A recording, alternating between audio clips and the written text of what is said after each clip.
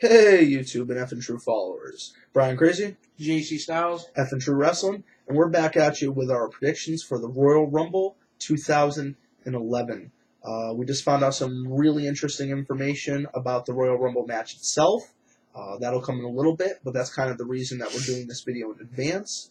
Other than putting it out in pieces, we're just going to give it to you what we think, what's going to happen, match-wise, this, that, and the other, and these are our predictions. Yes, we found out, like Brian said, we found out some interesting little things about the Royal Rumble this year.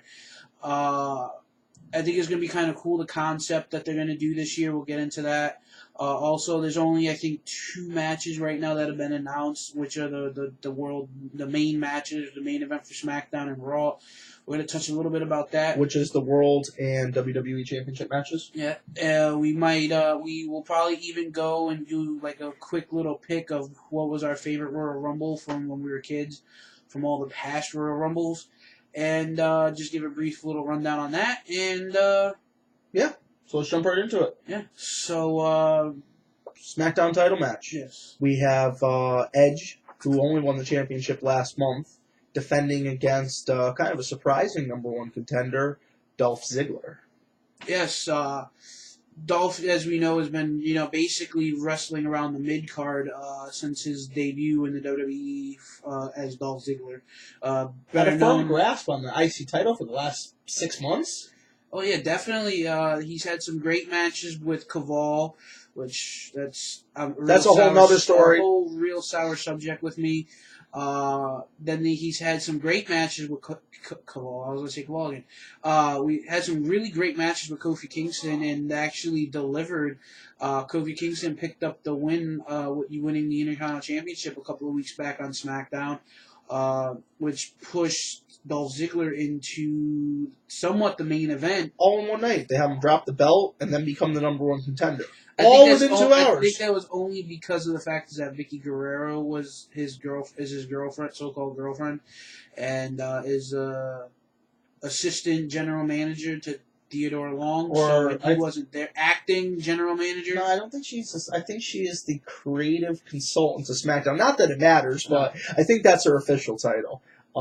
Back to what you were saying. Sorry about that. Yes. Then they had a match, a 3-way match. Dolph Ziggler, Big Show, and there was someone else. I forgot who that other person was. Which anyway, basically Wade Barrett come running in, screwed Big Show, and Dolph Ziggler picked up the win, and then pretty much cemented that he was going to go against Edge. And I think he's got a somewhat of a good build up right now. They had a really good promo on SmackDown. Dolph brought up some footage of what Edge did with the wedding planner, but back then was Alicia Fox. And then Edge showed a promo of Dolph Ziggler with his NXT Season 2 rookie, which I thought was Season 3 rookie, right? Season 3 was the Divas. What, Caitlyn? Yes. Yes. And that was kind of funny. And then basically it kind of looked like Edge whipping a spear Vicky, which I would have loved to have seen, and I thought that would have been funny as all hell. And but build-up, what do you think about the build-up for this match so far? Well, just to touch on a couple things that have happened in the last couple weeks before we get to the build-up. Well, this is part of the build-up, to be honest. I mean, we had kind of an interesting contest. Still have 2 more weeks, 2 more SmackDowns worth of build-up. Yeah, we have 13 days before the pay-per-view at the point of shooting this. We kind of had an interesting match at the TLC pay-per-view. Yeah, Dolph Ziggler picked up the win, but I mean, that wasn't a very decisive victory. Yeah, a win's a win. I do understand that. But I mean, the way the belt fell, right between the other 2 superstars and he kind of grabbed it. I mean, more cheesy booking, in my opinion. Does not mean he didn't win the championship, but just more cheesy booking. I think JC was right, though. The direction they are taking with this is going to be kind of interesting. I think, we saw Dolph Ziggler, excuse me, that's a tongue twister there. Dolph Ziggler perform in the ring quite well against John Cena on Raw, last month. Now we got to see how he's going to perform against Edge. Yeah, and a lot, again, it's a lot easier to perform in the main event mid-card than it is in the actual main event. All eyes are on him now. All eyes are on Wade Barrett. Jesus Christmas. All eyes on Dolph Ziggler and an Edge for the World Heavyweight Championship match. Predictions of this match, I can see it going either way. I mean, Dolph Ziggler has had a good run. He's got good mic promos. His in-ring ability is there. I think the biggest thing going for him right now is he needs to dump Vicky Guerrero and let that go. Well, I think that's part of the angle. I think him having Vicky on his side is why he's getting such a push, keeping the IC belt, because it's always she's doing something crooked. I think it's also, kind of the reason he got the number one. God, I'm calling the guy Dirk Diggler. I'm saying number one when I'm talking about contenders. I'm just all off tonight. Yeah. You just called him what? But I didn't call him anything. I called him Dolph Ziggler. But then you were Wade Barrett. Wade Barrett. We're both a little tired here while we're making this. Raw will be on shortly. So if we make it through it, we'll do a review tonight. If not, you guys will see that tomorrow. But, predictions, I think they could take it either way. They're either going to push Dolph Ziggler and start something new. And by bringing Dolph Ziggler up to that point, we're going to see Swagger, the Kofi Kingstons, those kind of mid-carders come up to the main event. Or we're going to see Edge keep it, and we're going to set up either a feud with Kane or a feud with Barrett, who's now over there, or I really hope they pair back together, but maybe even the returning Christian. Speaking of, what they can do, me and Brian I think it was me and Brian, we were talking about this a couple of weeks back, and it's an idea. I think that a lot of people kind of agree with it. What I would do is I would take all of the mid-carders and throw them over on SmackDown. Take all the big guys, keep a couple of made guys that have already been in the business, who have already been world champ over there, to push the younger talent, help push the younger talent. Kind of like what they do at ECW, where you didn't get to see a lot of the big, you got to see a lot of the younger names. And then you had a couple of the veterans over there to feud with, so that way they pushed the younger guys, and they had some great feuds going over there. I think what they should do that with SmackDown, because right now, as it stands, maybe after the WrestleMania, after the brand extension, hopefully it will end, maybe have, because back when the first brand extension started, you had the champions were free to go from show to show. As if you guys remember that, and you had some great matches, you had some great feuds, you had some great talent, and then here comes along Brock Lesnar, beats The Rock at SummerSlam 2002, doesn't want to go over to SmackDown and defend against Triple H, so that's when the brand extension came. Didn't want to go over to Raw. Didn't want to go over to Raw to defend the title against Triple H, knowing that Triple H would wipe the floor with him. So he stayed over on SmackDown. That Undisputed Championship became the WWE Championship. Once again. And then that's when Bischoff came out and gave the WCW lookalike WWE World Heavyweight Championship. Which this is a replica of. Which is, I am selling it. There is nothing wrong with it. Money situation right now. He's also looking into maybe getting something different, guys. He's a fan of the older Winged Eagle Attitude Belt. So, guys, either the Big Eagle. Let me say it real quick. It's a beautiful title, guys. Check this out. You can get whatever custom nameplate you want made for it.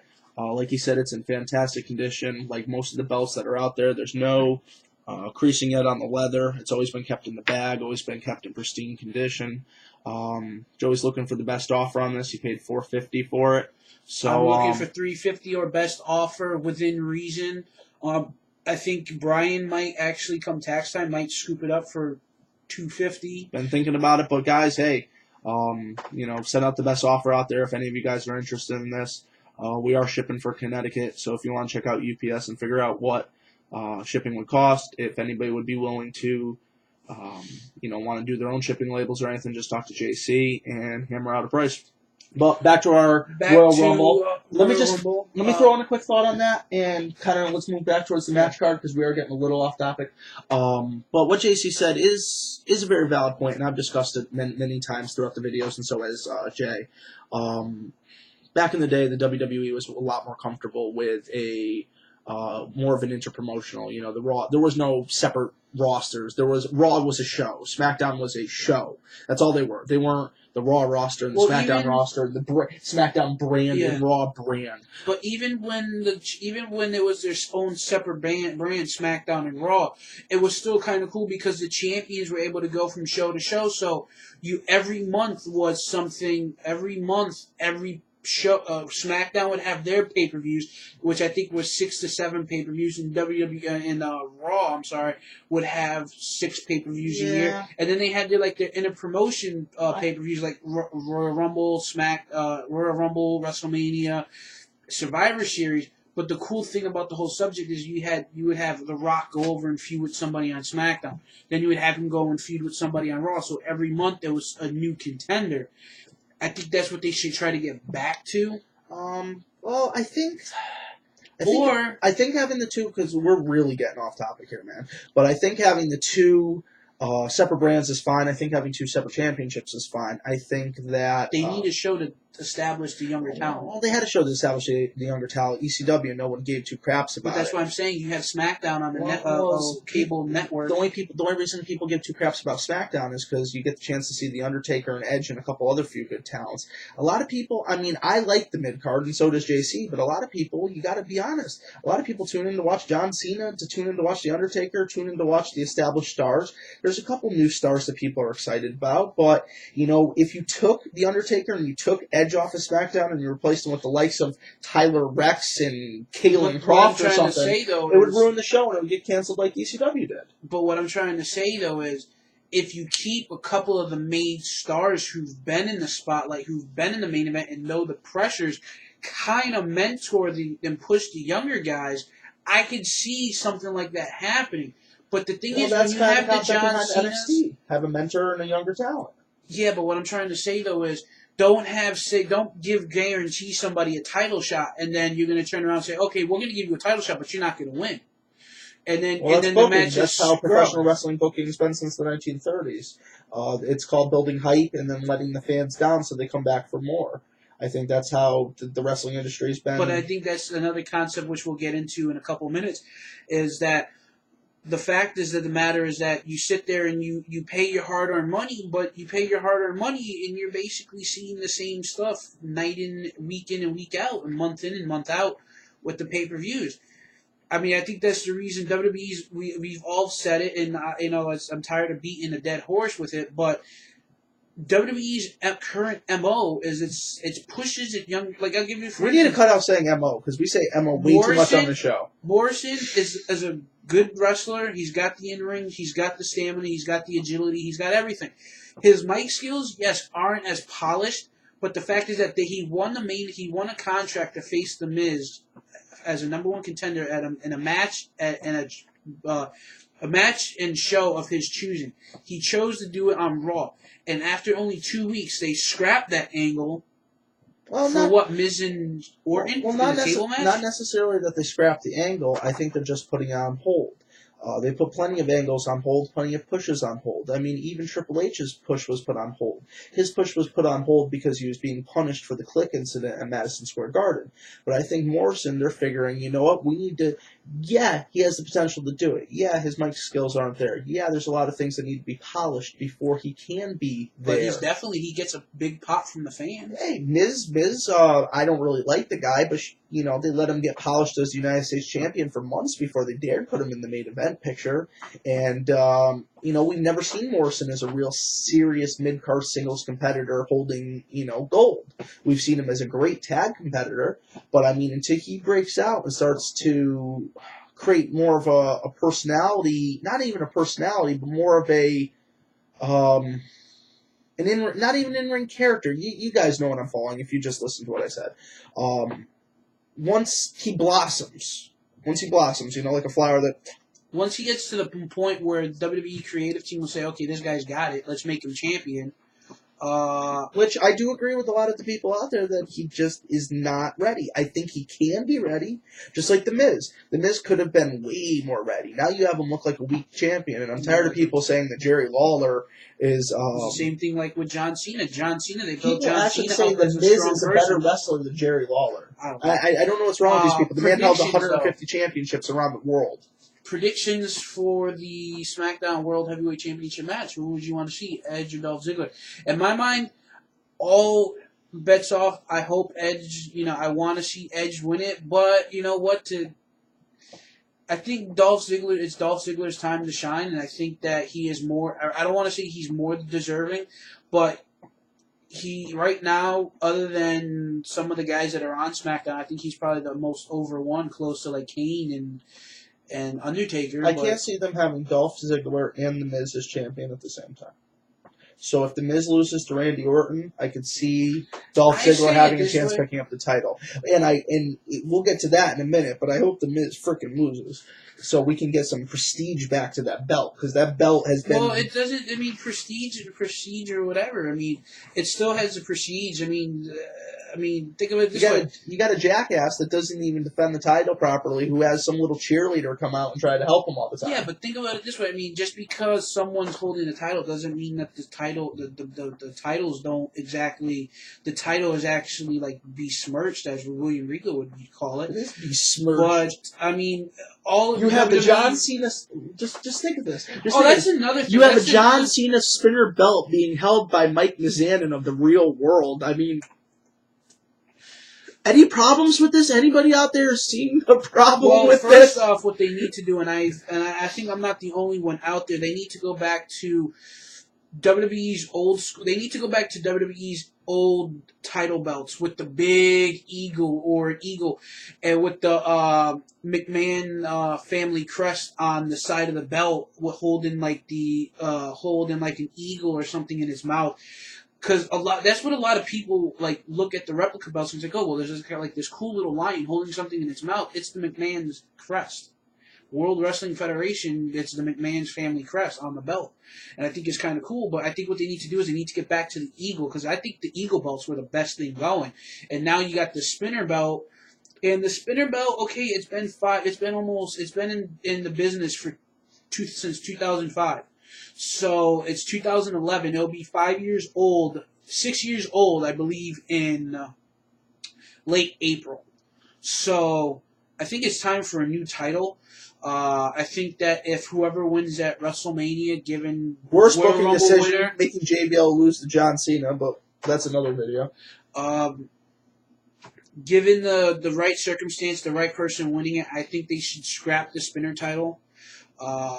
It was only good as if when John Cena was doing the whole rap thing. Now that he's not doing it, I think they need to go back to more basic championships like the World Heavyweight title, for example, or maybe go back to the old school Attitude Era World Championship. No, I've never seen them use that one on TV before.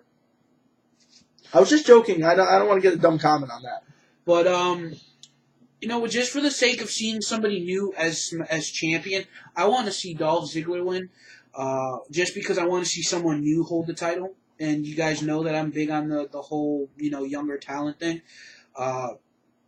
Let's jump over to Raw, because we spent a lot of time on a lot of topics that have nothing to do with the video itself. Now we're going to get straight to predictions, and we're going to close this out. So, Raw, you got, Randy Orton versus The Miz for the WWE Championship. Is there any gimmick involved, any gimmick match, or is it just strictly one-on-one? As far as I know, it's a one-on-one contest. Hopefully they ban the cheerleader Alex Riley from ringside, because I'm tired of seeing him. Yes, that's what they need to do. No outside. If anyone interferes on the behalf of The Miz should be stripped of the title. Immediately stripped of the title. As simple as that. I understand they're trying to cement him as a great heel champion. Well, guess what? There's nothing great about this title run.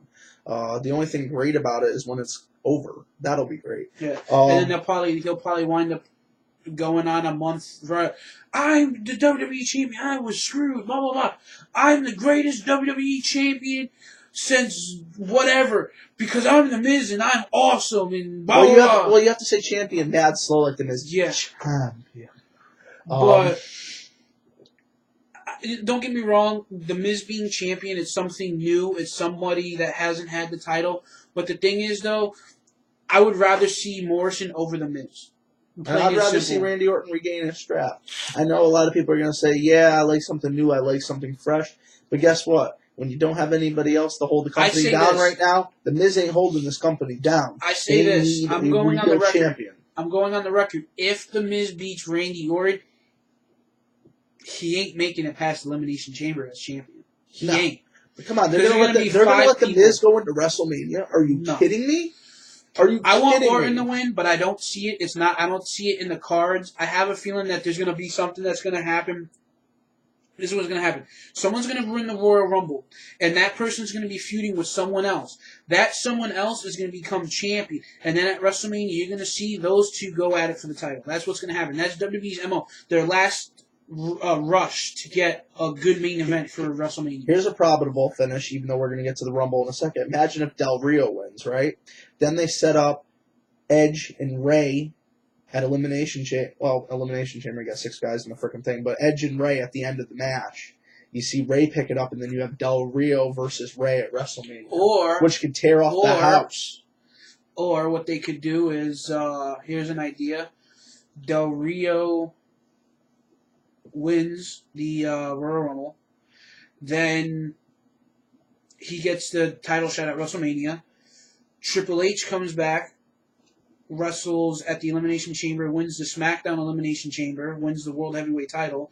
You get Del Rio versus Triple H, because unfortunately, I think they delivered at the Super Show when Triple H came out for the Super Show and they had a match. And from what I heard, it was a very good, fast-paced match. It was very interesting to see. But I have a feeling that they have something set up for Triple H already when he comes back.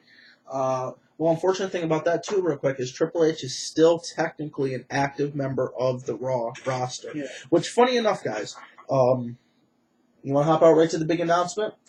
The Royal Rumble is not a 30-man Battle Royal Rumble match anymore. It is now 40 wrestlers. I pretty much basically what's going to happen is going to be 20 Raw, 20 SmackDown, and this is my biggest problem with this. Well, just real quick before you jump into that, just something interesting to think about real quick. There is only 23 male wrestlers on SmackDown. I looked this up before we did this video. I should have wrote it down. There's 32 male Raw wrestlers. I think there's more than 32. No, there's 32. There's only 32? Yeah. I just counted. But, well, whatever have you. And on both of these, you've got, Raw, you've got 5 guys currently inactive. Sheffield, Tarver, Triple H, Kali is doing a game show,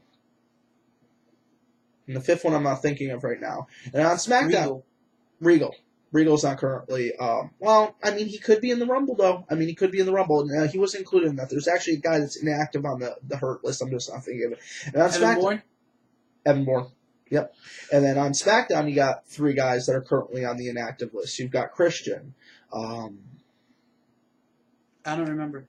I'm not thinking of the top of my head. And you got to think the 23 figure for SmackDown is including Justin Gabriel and Heath Slater, which aren't officially on the SmackDown roster, even though we saw them debut last week, part of the new old Nexus storyline. I don't know what the hell they're going to name it, but there's going to be. This is what I think is going to happen. There's going to be probably. This is how it's going to play. This is how it's going to pan out. JC's prediction. This is JC's prediction. Then we'll go to Brian Crazy. There's going to be 15 Raw wrestlers. There's going to be 15 SmackDown wrestlers. Then, that's an equal of 30. Then, I have a feeling that there's going to be 10 surprise entrants. I think if we get one, we'd be fortunate. Well, we know Triple H is probably a shoo-in to return. There's rumored, I heard, JBL might return. There's rumored that WWE always, likes to throw some, classic Hall of Famers in there, just to be type thing.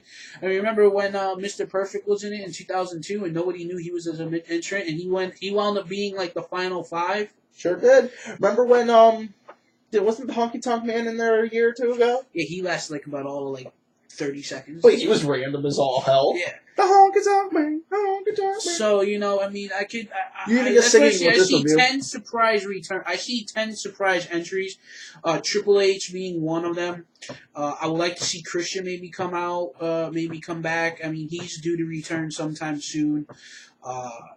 But predictions. There's 5 people I want to see win the Rumble. Are they going to do it? Who knows? I want to see Wade Barrett. If he returns, Triple H. I want to see Big Show. I want to see Randy Orton if he does. Well, I don't know if Orton's going to be actually entered into the Royal Rumble because if depending, I don't know if he's going to be pulling double duty that close in together. Hey, if he loses against the Miz, maybe we'll come out and try to enter. Rey Mysterio is probably one, and I'm kind of hard. I'll just say 6. Okay, 6. You have Barrett, Mysterio, Triple H, John Morrison, Del Rio, and I want to see possibly maybe R-Truth come out and do it. The reason why I say R-Truth is because R-Truth, I watched some of R-Truth's earlier stuff when he was in TNA. And this guy, was on top of his game. He came back to the WWE and kind of had this momentum. But then, WWE's way of knocking him and holding people down kind of got into this little stale period. But I think he's ready to break out and actually do something and cement himself into... he's a good mid-card, but I can never see Vince McMahon letting R-Truth lead his company. Not lead his company, but maybe go into the Royal Rumble, maybe win the Royal Rumble and go to WrestleMania, at least be in the main event. No. So he could feel that, what it's like. No. He wouldn't even let Mick Foley be in his main event. How do you think he's going to let R-Truth be in his main event?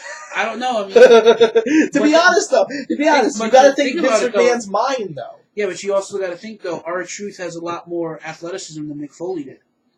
True, but, I mean, this is Mick Foley, who's been your champion 3 times in a row, and you still didn't want to let him be in the main event at WrestleMania. I mean, this guy prefers the likes of the Cenas, the Austins, the Rocks, the Takers, the Triple H's, these are the big...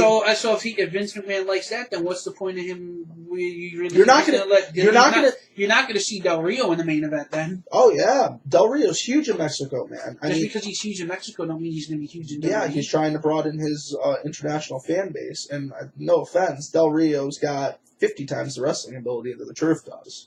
Yeah, but the fact is that does McMahon see that? Of course he does. You know how much money he paid Del Rio to come to the WWE? Yeah, but is he... Del Rio turned him down once or twice. I can't remember off the top of my head. It was either once or twice, and Vince McMahon came back and offered him even more. Okay, well, what about this then? What about Drew McIntyre? Drew McIntyre is so-called the Vince McMahon's chosen golden boy, and he hasn't even been in a main event. He hasn't even had a shot. Some guys are always destined to be mid-card athletes. I mean, there's nothing wrong with being a good mid-carder. Because jump over to TNA. Kazarian, always going to be a good mid-carder, never going to be a main eventer. I pretty much predict that. Maybe in his early TNA days, the coolest as the TNA World Heavyweight Champion. I'm talking about maybe 2006, 2007. Yeah, but I mean, come on. Pre-Fortune, pre-Mortal. Yeah, but there's this. There's a lot of guys that you can just look at and say they'll never. Justin Gabriel, never be the World Heavyweight Champion. Keith Slater, never be the World Heavyweight Champion. Wade Barrett, now he might have a chance to be the World Heavyweight Champion. Or WWE Champion. CM Punk, of course, he's already been champion, but of course he's going to be it again. Jack Swagger, he might be permanently in the mid-card. Only time will tell what the creative team wants to do with him. I mean, there's just certain people, there's nothing wrong with being a great mid-carder. There's nothing. You can hold the mid-card for 20 years straight and go out saying, hey, I did a great job because the mid-card was the strongest part about this show. Yeah. Just like the old WCW. The mid-card was the strongest part about the show. People were tired of seeing finger pokes and Hogan doing the same thing he did every night. But the thing is, though, that's also the casual fans, or as I should call I don't care. You know what? I'm not going to sugarcoat it. The dumb fans only want to see John Cena and Randy Orton, or Edge or Kane or Taker.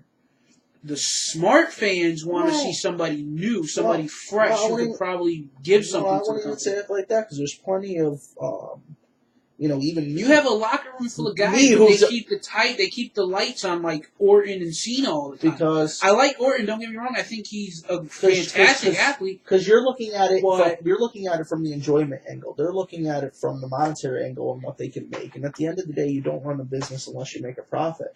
And if John Cena equals profit, and if R-Truth equals you're going to lose money and people aren't going to buy your pay-per-view. Not to make R-Truth the subject of hate here, even though I thought it was so hilarious. XBA 325, I'll give him another quick shout-out. He made Kofi Kingston the whole subject of hate in one of his videos. It was pretty amusing. Yeah. But that's not where this was going. I like Truth, but I just don't ever see him as a main event player just because of the way WWE is booked.